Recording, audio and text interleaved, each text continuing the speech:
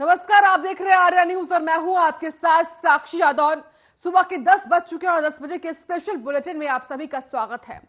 बात पंचायत चुनाव की करेंगे। उत्तर प्रदेश में होने वाले पंचायत चुनाव से ठीक पहले फेज की नामांकन प्रक्रिया शनिवार यानी कि आज सुबह से शुरू हो चुकी है। कल यानी 4 अप्रैल तक चलने वाली इस प्रक्रिया के तहत राज्य के 18 जिलों में ग्राम प्रधान, ग्राम पंचायत क्षेत्र और जिला पंचायत मेंबरों के पदों के लिए उम्मीदवार अपने नामांकन दाखिल करेंगे। इन दोनों दिनों में 18 जिलों के सभी विकास खंड मुख्यालयों पर सुबह 8 बजे से शाम 5 तक नामांकन पत्र दाखिल किए जाएंगे। वहीं राज्य निर्वाचन आयोग के अपर निर्वाचन आयुक्त वेद प्रकाश वर्मा ने सभी जिलाधिकारियों को निर्देश जारी कर दिए हैं कि नामांकन के दिनों में विकास खंड मुख्यालय आने वाले उम्मीदवारों के सपोर्टर्स की भीड़ को नामांकन स्थल से 200 मीटर दूर भी रोक दिया जाए। और वहीं आपको बता दें कि सहारनपुर, गाजियाबाद, रामपुर, बरेली, हाथरस, आगरा, कानपुर, झांसी, महोबा, प्रयागराज, रायबरेली, हरदोई, अयोध्या, श्रावस्ती, संत कबीर नगर, गोरखपुर, जौनपुर और भदोई में पहले फेज की नामांकन प्रक्रिया जो है आज सुबह 8 बजे से शुरू हो गई है। इसी के साथ ही उत्तर प्रदेश पंचायत चुनाव के लिए सत्ताधारी दल बीजेपी ने भी 20 जिलों के 819 जिला पंचायत मेंबर प्रत्याशियों की घोषणा कर दी है। और वहीं बीजेपी के प्रदेश अध्यक्ष स्वतंत्र देव सिंह की ओर से जारी की गई सूची में पहले फेज के 18 और दूसरे फेज के 2 जिलों की सूची जारी कर दी गई है। और बीजेपी ने जिला पंचायत मेंबरों के चुनाव में मुस्लिमों पर भी भरोसा व्यक्त किया है। बीजेपी ने सबसे अधिक दांव पिछड़ों पर लगाया है। कई अनारक्षित सीटों पर भी पिछड़ों को ही मौका दिया गया है। वहीं बीजेपी ने विधायकों, सांसदों के रिश्तेदारों की जगह कार्यकर्ताओं को चुनाव लड़ाने की तरजीह दी है। कई जिलों में विधायकों ने जो नाम दिए थे, जिला अध्यक्षों से बात करने के बाद उन्हीं नामों को फाइनल भी कर दिया गया है। इनमें वार्ड अध्यक्षों, मंडल अध्यक्षों के साथ छोटे कार्यकर्ताओं को भी तरजीह दी गई है। प्रदेश अध्यक्ष स्वतंत्र देव सिंह का कहना है कि हमारी पार्टी आधारित पार्टी है और हम चुनाव में भी कार्यकर्ताओं को ही प्राथमिकता देते हैं। और उसी को देखते हुए बीजेपी ने जो है अपने 20 जिलों के जो उम्मीदवार हैं उनके नामों की घोषणा कर दी है। फिलहाल आपको बता दें आज यानी कि 3 अप्रैल से कल यानी कि 4 अप्रैल तक नामांकन जो है नॉमिनेशंस वो शुरू हो चुके हैं। तो सुबह 8 बजे से शाम 5 तक नॉमिनेशंस की जो प्रक्रिया होती है वो शुरू हो चुकी है और कल तक ये प्रक्रिया चलने वाली है। और इसी को देखते हुए जो तमाम जो पार्टियां हैं, खासतौर से सत्ताधारी बीजेपी ने भी अपने 20 जिलों के प्रत्याशियों के नाम की घोषणा कर दी है। और इसी को देखते हुए बीजेपी के प्रदेश अध्यक्ष ने कहा है कि जो तमाम कार्यकर्ता है वो भी एक प्रत्याशी के तौर पर ही प्रचार करे ताकि धरातल पर जो पार्टी है बीजेपी वो खुलकर उभरे। उसी को देखते हुए खासतौर से बीजेपी के प्रदेश अध्यक्ष लगातार अपने कार्यकर्ताओं में जोश भरने की कोशिश करते रहते हैं। ऐसे में बीजेपी ने 20 जिलों के प्रत्याशियों की लिस्ट भी जारी कर दी है। तो आज नॉमिनेशंस की प्रक्रिया भी इसी के साथ शुरू हो चुकी है। इस पर तमाम जानकारी के साथ हमारे 2 संवाददाता ग्राउंड जीरो से हमारे साथ लाइव आ चुके हैं। हमारे साथ दानवीर सिंह है मुरादाबाद से, हमारे साथ चंद्र प्रकाश सिंह भी है। दानवीर सिंह, आज यानी कि 3 अप्रैल से नामांकन की जो प्रक्रिया जो होती है, नॉमिनेशंस की प्रक्रिया वो शुरू हो चुकी है, तो क्या कुछ व्यवस्थाएं?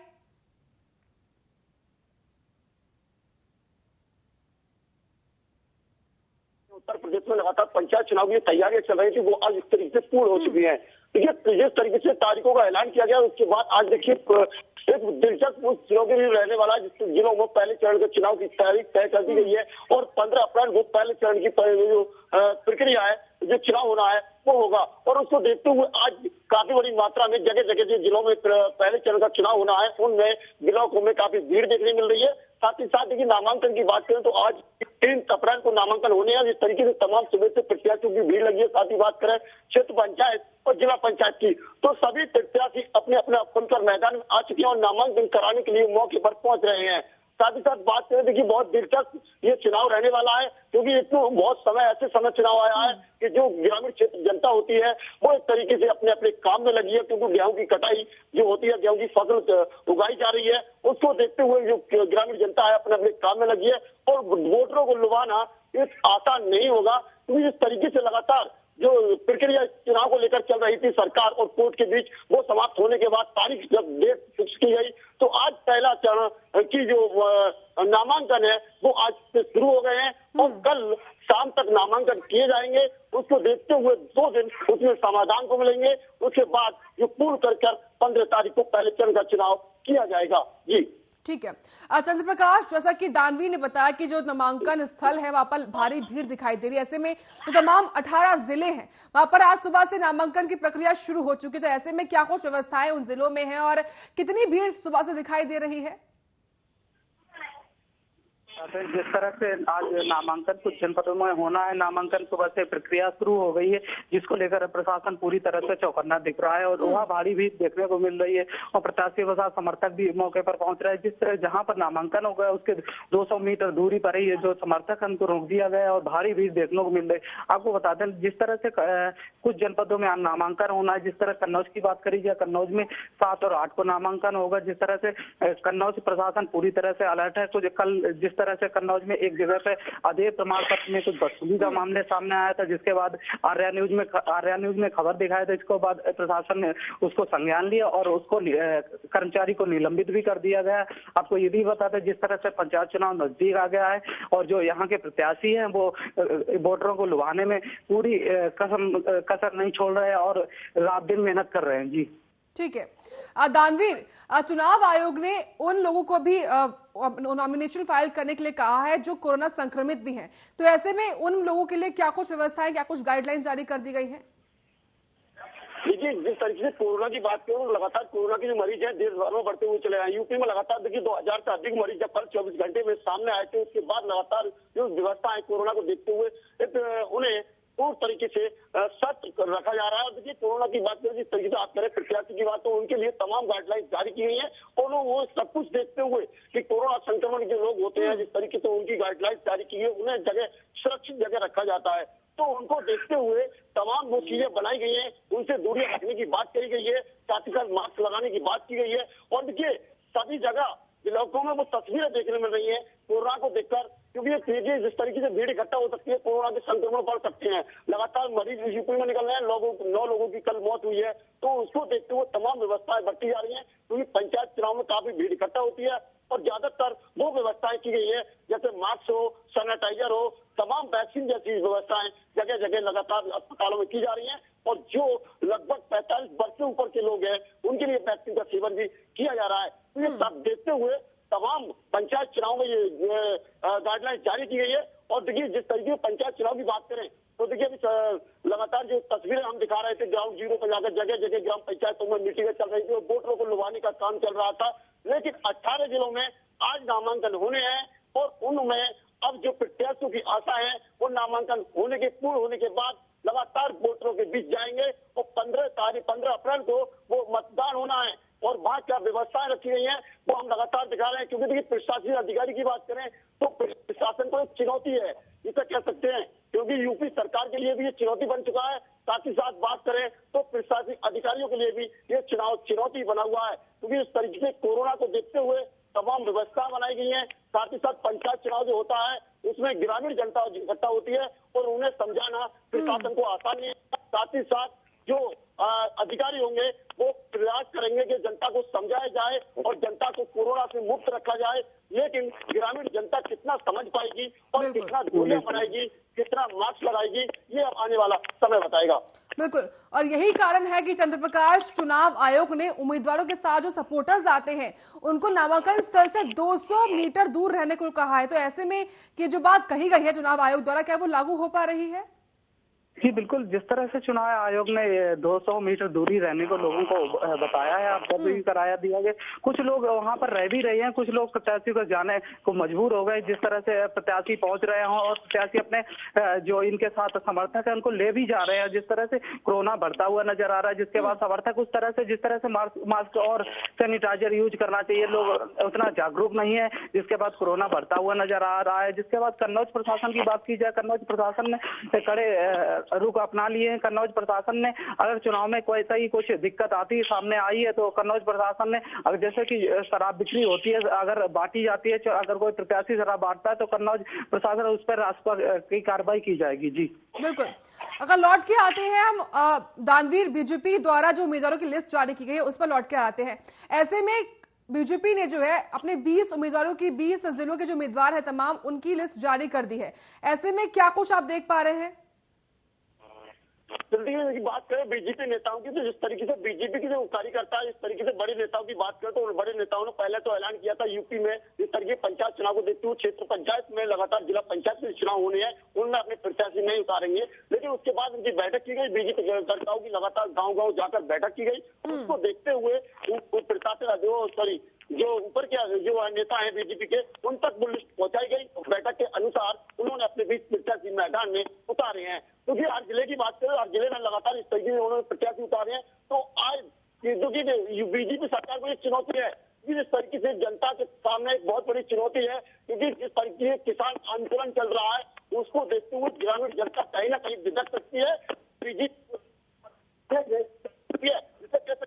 क्योंकि लगातार हम लोग भी जीरो पर जाकर रिपोर्ट भी कर रहे हैं, और जिस तरीके से जो बीजेपी नेताओं को देखा गया, तमाम जो किसान है, ग्रामीण जनता होती है, वो तमाम बातें करती है, किसानों की सुनवाई नहीं करती, तो उनको देखते हुए तमाम चीजें मैदान में आ सकती है। और अभी अभी बीजेपी के नेताओं को डर है कि आखिरकार कई ऐसे गाँव है जिनमें बीजेपी को एंट्री न करने की बात कही गई है और बैनर लगे हुए नजर आते हैं, तो उन्हें चिंताएं उनकी बढ़ी हुई है। लेकिन तब पार्टी अपने अपने प्रत्याशी देती कि बसपा हो, चाहे समाजवादी पार्टी हो, चाहे आम आदमी पार्टी हो, तो सब प्रत्याशी अपनी पार्टियां मैदान में लेकर आई है। लेकिन कितना रिजल्ट निकल के आएगा, 2022 के चुनाव भी सामने है, यहाँ से दो भूमिका सामने आ जाएगी तो 2022 के चुनाव को होने वाली है। क्योंकि पंचायत चुनाव के बाद तत्काल में ही एकदम से निर्णय लिया जाएगा। 2022 के चुनाव सबके निर्णय टिकी होंगे और जहाँ से वो रिजल्ट निकल के जाएगा कि 2022 का चुनाव किधर रह सकता और इस समय का ये तमाम चीजें चुनाव से निकल के सामने आएंगी। क्योंकि देखिए अभी तो शुरुआत आज पंचायत चुनाव के पहले चरण की है। इस तरीके से आज नामांकन 20-18 जिलों में हो रहे हैं, तो उनको देखते हुए तमाम वो चिंताएं लोगों की बढ़ गई हैं। और जनता, देखिए जनता की बात करें, मैंने पहले ही बताया था कि जनता तमाम अपने खेतों में काम कर रही है, तमाम किसान अपने खेतों में गेहूं की फसल को उगा रहे हैं, तो उनको देखते हुए प्रत्याशियों की भी चिंताएं बढ़ी। तो भी सांस सुबह गाँव घर पर कोई व्यक्ति नहीं मिलेगा ग्रामीण, क्योंकि अपने काम में लगे हैं। क्योंकि इस तरीके से किसान परेशान है, उसको देखते हुए दानवीर पिछड़े जो वोट बैंक होते हैं उनको साधने के लिए बीजेपी ने जो लिस्ट जारी की है उसमें कितनी झलक इसकी दिखाई दे रही है? देखिए झलक की बात करें तो देखिए इस तरीके से बीजेपी ने लिस्ट जारी की है, बिल्कुल उनका अधिकार है, सबका अधिकार है जारी करने का और सब अपने मैदान में। लेकिन तो देखिए लगातार जनता का अभी कोई समझ नहीं आ रहा कि आगे क्या, क्योंकि देखिए जिस तरीके से मैदान में जब नामांकन उसके बाद जनता बिल्कुल सक्रिय होगी और सक्रिय होने के बाद जैसे प्रत्याशी सामने जाएंगे और जनता के बीच से जैसे मैसेज आएगा वो तस्वीरें सामने आएंगी, उसके बाद ये सब सामने आएगा कि आखिरकार जनता का रुख किस समय है और किस तरफ है और क्या होने वाला है चुनाव को लेकर। जी बिल्कुल।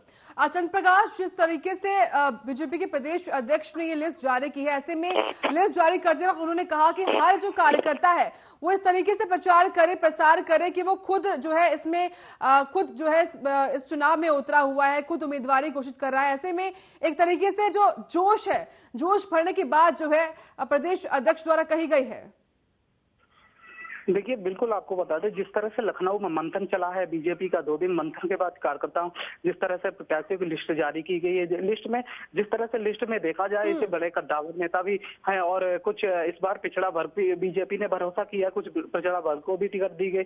जिसके बाद बीजेपी की बात की जाए तो बीजेपी ने ज्यादातर कद्दावर नेता दिए, जिताऊ प्रत्याशी उतारे मैदान में। और जिस तरह से जो कद्दावर नेता है उनके साथ बड़े बड़े नेता भी प्रचार करने में दिख रहे हैं। आपको ये भी बता दें, जिस तरह से बीजेपी ने अपनी लिस्ट जारी कर दी है और सपा हो गई, अब सपा हो गई और भी कांग्रेस बड़ी पार्टियां हैं जिनने अभी तक, कुछ पार्टियों ने अभी तक अपनी लिस्ट जारी नहीं की है। जिसके बाद जैसे कि बीजेपी ने अपनी लिस्ट जारी की, इसके बाद देखा जाए बीजेपी ने बड़े कद्दावर नेताओं को उसमें शामिल किया, जिसके बाद अब सपा भी अपनी लिस्ट जारी कर सकती है। बहुत बहुत शुक्रिया आपका चंद्र प्रकाश। दानवीर, लौटकर मैं आपके पास आऊंगी। जिस तरीके से बीजेपी ने लिस्ट जारी की है कि ऐसे में जो तमाम जो कार्यकर्ता या तमाम जो नेता हैं अलग, वो बीजेपी में शामिल हुए हैं, तो क्या अन्य पार्टी के लोगों को भी मौका दिया गया है इस बार बीजेपी द्वारा?